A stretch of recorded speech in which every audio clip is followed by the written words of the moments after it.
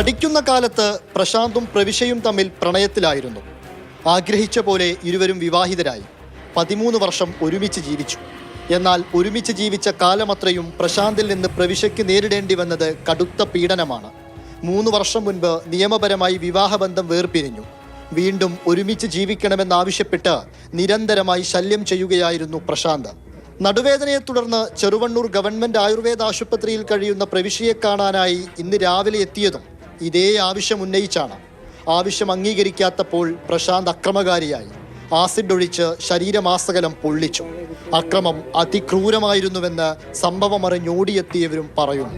സ്ത്രീയുടെ ഒരു ഭീകരമായൊരു സൗണ്ട്, ഒരു ലഹള കേട്ടപ്പോഴാണ് നമ്മൾ ശ്രദ്ധിക്കുന്നത്. അപ്പോൾ ഒരാൾ ഈ ഹോസ്പിറ്റലിൻ്റെ സ്റ്റെപ്പ് വഴി ഇങ്ങനെ ഇറങ്ങി ഓടുന്നത് കണ്ടു.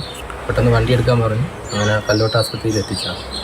ഈ എരവട്ടൂർ എന്ന് പറഞ്ഞ സ്ഥലത്തെത്തുമ്പോൾ ഈ ഇവരുടെ ശരീരത്തിലെ രൂപങ്ങളൊക്കെ മാറിത്തുടങ്ങി. പിന്നെ ദേഹത്തും ഈ മുഖത്തിൻ്റെ ഒരു ഭാഗം കഴുത്തിൽ വലിയ ബുദ്ധിമുട്ടുണ്ട്.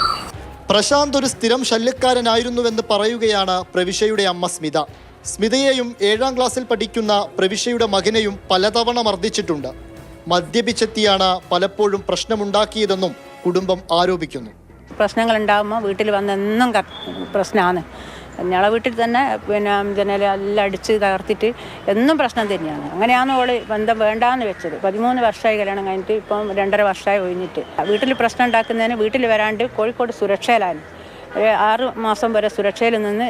മുഖത്തും നെഞ്ചിലും പൊള്ളലേറ്റ പ്രവിശയുടെ ആരോഗ്യനില ഗുരുതരമായി തുടരുകയാണ്. ഓടി രക്ഷപ്പെടാൻ ശ്രമിച്ചപ്പോഴും പിന്നാലെ കൂടി ആസിഡ് ഒഴിക്കുകയായിരുന്നു. മേപ്പയ്യൂർ പോലീസ് എത്തി പിടികൂടും മുൻപേ പ്രതി പ്രശാന്ത് തന്നെ സ്റ്റേഷനിലെത്തി കീഴടങ്ങി.